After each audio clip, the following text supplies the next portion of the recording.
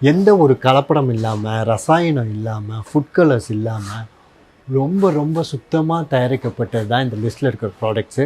உங்களுக்கு வேணும்னா கீழே இருக்க நம்பருக்கு ஆர்டர் பண்ணுங்கள், உங்கள் வீடு தேடி உங்களுக்கு வரும். என் அன்பு வணக்கம். நாம் இன்றைக்கி வெஜிடபிள் பிரிஞ்சு தான் நம்ம பண்ண போகிறோம். ஒரு ஃபேப்லஸான ரெசிபி. நீங்கள் லஞ்சுக்கு பண்ணுறதா இருந்தாலும் சரி, லஞ்ச் பாக்ஸுக்கு பண்ணுறதா இருந்தாலும் ரொம்ப சூப்பராக ஃபேப்லஸாக எப்படி பொலன்னு வருது பாருங்கள். வாங்க எப்படி பண்ணுறதுன்னு பார்த்துலாமா? நம்ம வழக்கமாக சாப்பிட்ற சாப்பாட்டு அரிசி தாங்க நான் இதை எடுத்து வச்சுருக்கேன். இதை 2 வாட்டி நான் வாஷ் பண்ணிவிட்டு நான் இதை ஊற வச்சுக்கிறேன். ஊற வச்சுட்டு இதை பார்த்திங்களா எவ்வளோ பெரிய தூக்கு இருக்குன்னு. இதில் இருக்கிற செக்கில் ஆட்டின நல்லெண்ணெயை ஒரு குழிக்கரண்டியை நான் இதை ஊற்றிக்கிறேன்.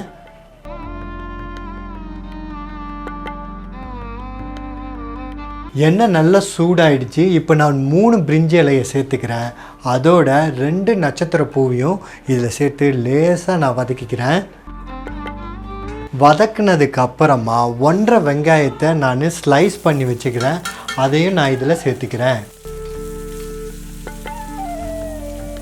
ஒரு 1.5 டேபிள் ஸ்பூன் நான் உப்பை சேர்த்துக்கிறேன். அதாவது கிராமாக பார்த்திங்கன்னா ஒரு 20 கிராம் இருக்கும்.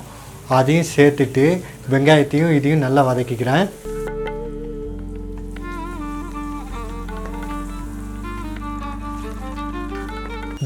இந்த மாதிரி நல்லா செவந்து வந்ததுக்கு அப்புறமா நான் என்ன பண்ண போகிறேன், ஒரு 2.5 டேபிள் ஸ்பூன் நான் இஞ்சி பூண்டு விழுத நல்லா மைய அரைச்சி வச்சுருக்கேன். அதை நான் இதில் சேர்த்துக்கிறேன். அதை 30 செகண்ட்ஸ் வதக்கினதுக்கு அப்புறமா ஒரு 1.5 தக்காளியை கட் பண்ணி வச்சுருக்கேன். அதையும் நான் இதில் சேர்த்துக்கிறேன். தக்காளியை ஒரு 30 செகண்ட்ஸ் இதில் வதக்கிட்டு இந்த டிஃபன் கேரியர் இருக்குது பார்த்திங்களா, இதில் இருக்கிறது எல்லாத்தையும் நான் சேர்த்துக்க போகிறேன்.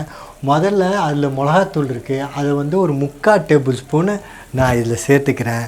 அதோட மஞ்சத்தூள் கொஞ்சமாக ஒரு 1/4 டீஸ்பூன் நான் இதில் சேர்த்துக்கிட்டு, அதோட மல்லித்தூள் அதுவும் ஒரு 1/2 டேபிள் ஸ்பூன் நான் இதில் சேர்த்துட்டு இதை அப்படியே நல்லா மிக்ஸ் பண்ணிக்கலாம். 1/2 கேரட்டை நான் சேர்த்துக்கிறேன். அதோட ஒரு 5 பீன்ஸை கட் பண்ணி வச்சுருக்கிறேன். அதையும் நான் சேர்த்துக்கிறேன். அதுக்கப்புறம் பச்சை பட்டாணி இருக்குது இல்லையா, ஒரு 4 முழு பச்சை பட்டாணியை உரித்து வச்சதையும் அதையும் சேர்த்துக்கிறேன். அப்புறம் 1/2 உருளைக்கிழங்கையும் பொடி பொடியாக கட் பண்ணி தண்ணி ஊற்றி வச்சுருக்கேன். அதையும் நான் இதில் சேர்த்துக்கிறேன். 10 மீல் மேக்கரை நான் சுடுதண்ணி ஊற்றி ஒரு 10 நிமிஷம் விட்டோன்னே எவ்வளோ பெருசாகிடுச்சு பார்த்தீங்களா, அதை அப்படியே புழிஞ்சு நான் இதில் சேர்த்துக்கிறேன். கொஞ்சமாக கொத்தமல்லி வேரை கட் பண்ணி சேர்த்துக்கிறேன். கொத்தமல்லி வேரில் தான் இன்டென்ஸான ஃப்ளேவரும் டேஸ்ட்டும் இருக்குது.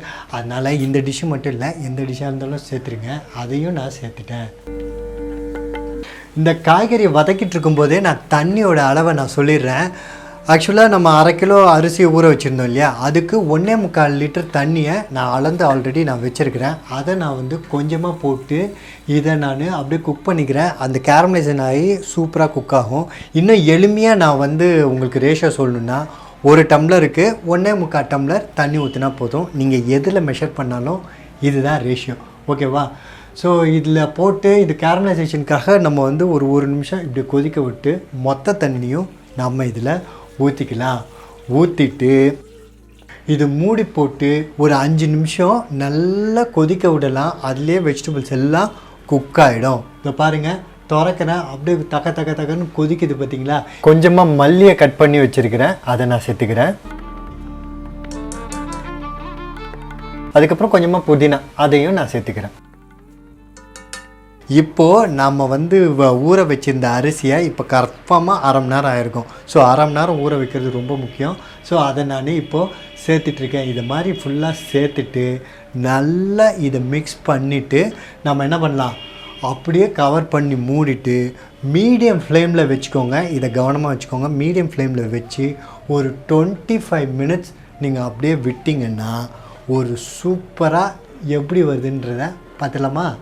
பாருங்கள், எவ்வளோ சூப்பராக பொலன்னு ஃபேண்டாஸ்டிக்கான ஒரு பிரிஞ்சி செம்மையாக ரெடி ஆகிடுச்சு.